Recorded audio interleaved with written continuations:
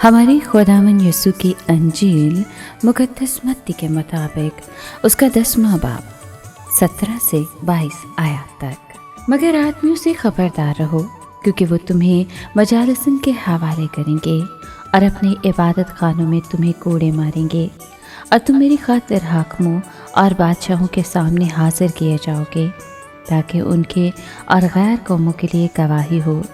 لیکن جب وہ تمہیں پکڑوائیں تو فکر نہ کرو کہ ہم کس طرح کہیں یا کیا کہیں، کیونکہ جو کچھ تمہیں کہنا ہوگا سو اسی گھڑی تمہیں بتایا جائے گا، کیونکہ بولنے والے تم نہیں بلکہ تمہارے باپ کا روح تم میں بولنے والا ہوگا۔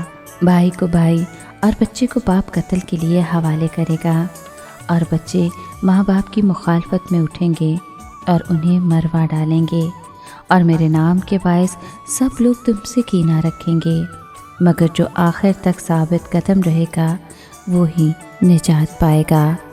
پاک کلام کے پڑھے اور سنے جانے پر خداوند کی برکت ہو، خدا کا شکر ہو۔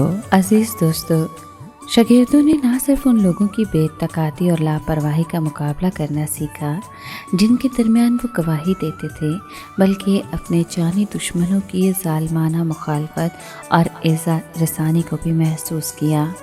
ان کے دکھوں میں نہ صرف تمام جہان کی طرف سے نفرت کا اظہار بلکہ ان کے قریب ترین رشتہ داروں کی غداری بھی شامل تھی۔ انہیں نصیحت کی گئی کہ وہ سانپ کی طرح ہوشیار اور کبوتر کی طرح بے آزار ہوں، اور جب لوگ انہیں یہودی عدالتوں اور بت پرست حاکموں کے پاس گھسیٹ کر لے جائیں تو فکر نہ کریں کہ انہیں کیا بولنا ہوگا، کیونکہ دکھوں اور مصیبتوں کے ایسے موقعوں پر روح انہیں خود ہی بتائے گا کہ کیا کہنا ہے۔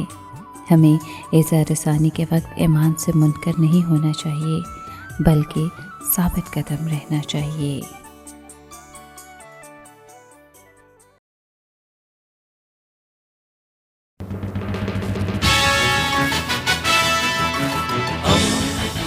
دوستی کا پیمبر ریڈیو ویریتاس ایشیا۔